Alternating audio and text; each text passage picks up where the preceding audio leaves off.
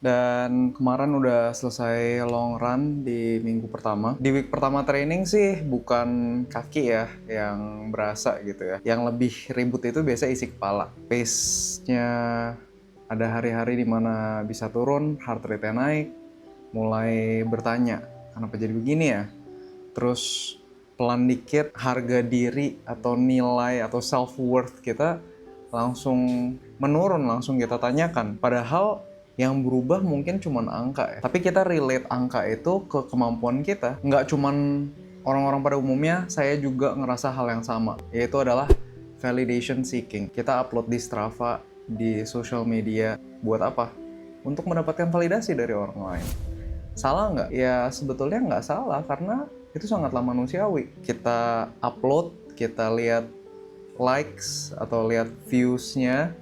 Jadi apa yang kita lihat di social media, apa yang di-post itu tentu sangat mudah untuk kita jadikan bahan untuk membandingkan diri kita sendiri dengan orang-orang yang lain. Pengennya dari week 1 itu bisa ngebuktiin orang-orang ya, pace-nya udah kenceng nih, heart rate-nya udah rendah nih gitu ya. Cuman dari week 1 ini seharusnya ya kita mengingatkan ke diri kita sendiri bahwa yang penting itu adalah fondasinya. Karena ini kita lagi di dalam tahap base gitu ya. Nah, sekarang kita masuk ya ke recap di setiap harinya. Kalau misalnya kita lihat di hari Senin, itu kan di hari Senin rest day ya. Sebetulnya salah satu hari yang paling susah itu juga termasuk rest days ya. Karena buat orang-orang yang mungkin terpaku sama target, progress gitu ya. Rest itu atau istirahat itu jadi sesuatu yang mengancam. Karena kita merasa bahwa, duh pas lagi rest, kita ini lagi progress nggak ya? Kita lagi bisa naikin nggak ya kemampuan kita? Dan akhirnya rest days itu jadi bikin nggak tenang. Nggak cuma di lari, tapi di dalam kerjaan kita juga kita butuh waktu istirahat. Bekerja atau pikiran kita lagi mikirin kerjaan di rest days, ya kita nggak benar-benar lagi rest. Kita sedang bekerja juga gitu. Jadi penting untuk mengingatkan diri kita bahwa ya di hari rest days itu ya beneran rest. Di hari Selasa itu sendiri saya bisa menyelesaikan base run di 9 km dan saya menyelesaikannya di waktu 59 menit 50 detik dan average pace-nya itu di 6.38. Dan ini sebetulnya saya sedikit nge-push sih karena kan rating of perceived exertion-nya itu 3/4 gitu ya. 7 kilo recovery run di hari Rabu dan average pace-nya di 7.26, average heart rate-nya itu di 152. Jadi dapat ya, maksudnya di zone 2 gitu. Karena kemarin kan sempat tempo gitu, jadi antara zone 2 sampai zone 3. Terus kemarin juga hari Selasa setelah tempo itu ada strength training, ada leg day gitu ya. Dan kita bakal lakuin itu setiap minggunya. Dan pas during taper weeks saya plannya buat minimal aja leg day-nya, jadi maybe like kurangin 1 atau 2 set gitu. So remember ya guys, strength training itu penting banget supaya kita bisa mengurangi resiko injury. Dan di hari Kamisnya saya inget banget itu harinya dimulai dengan hujan yang sangat deras. Morning guys, tadi udah selesai 8 kilo di treadmill karena dari pagi jam 5-an itu udah hujan terus, nggak berhenti-berhenti. Jadinya akhirnya saya decide buat lari di gym gitu ya. Dan hari ini macet parah banget. Dan pas lagi lari treadmill juga banyak masalah, treadmillnya bisa incline sendiri, naik sendiri gitu ya. Terus ada yang berhenti tiba-tiba, jadi sempat ganti treadmill beberapa kali juga.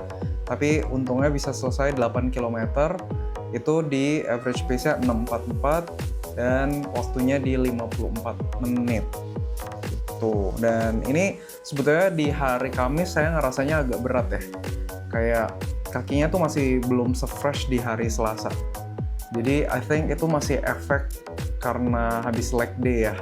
Habis leg day terus besokannya masih lari, terus besokannya lari lagi gitu. Jadi ya masih lumayan capek gitu.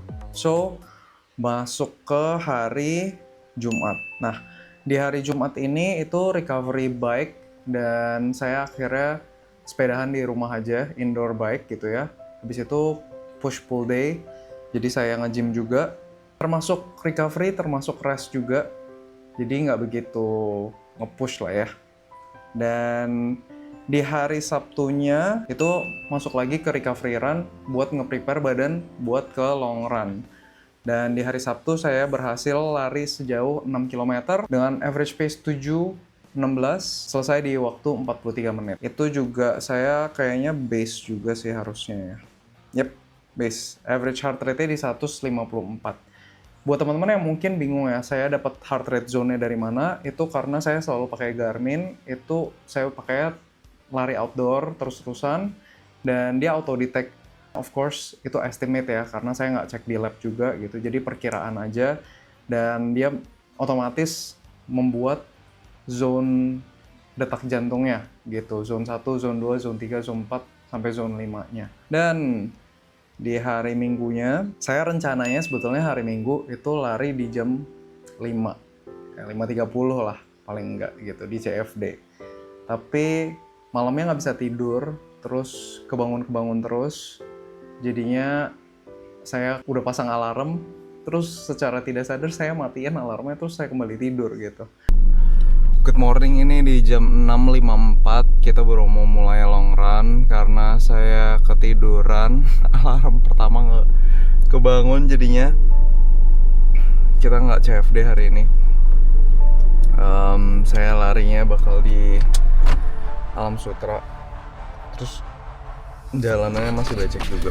Untungnya cuaca dan anginnya sangat mendukung untuk long run sih, adem banget. Terus kayak habis selesai hujan, jadi anginnya masih dingin gitu. Kalau kelihatan, ini dari tadi gerimis guys.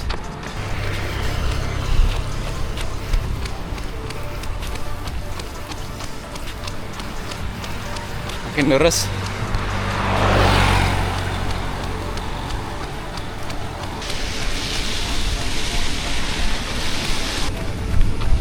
Kilometer 14. 3 lagi guys. Ini bakal gel ke 3. Let's go. Kan tadi di awal saya sempet cerita tuh, banyak pikiran-pikiran negatif kayak males, nggak mau long run. Kalau buat saya, yang bisa membantu saya itu ingetin sama tujuan awal dan tetap dilanjutin aja. Just do it guys. Of course ya, kalau saya ngomong di tempat praktek konseling gitu ya, pasti berbeda. This might not work for everyone, karena setiap orang bisa cocok dengan teknik yang berbeda juga buat ngelawan pikiran-pikiran yang negatif. Overall it's a good run gitu ya. Di awalnya males banget, rasanya banyak pikiran-pikiran kayak pengen berhenti, udah nggak usah long run, besok aja, mundurin ke besok. I'm glad I forced myself to do it still, karena kalau misalnya nggak dilakukan di hari Minggu, saya nggak tahu sih di hari lain kapan bisa sempatnya gitu.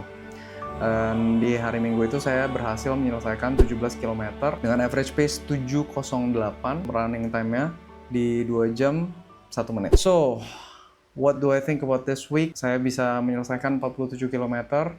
Kaki overall still fresh, masih oke seperti yang saya katakan tadi.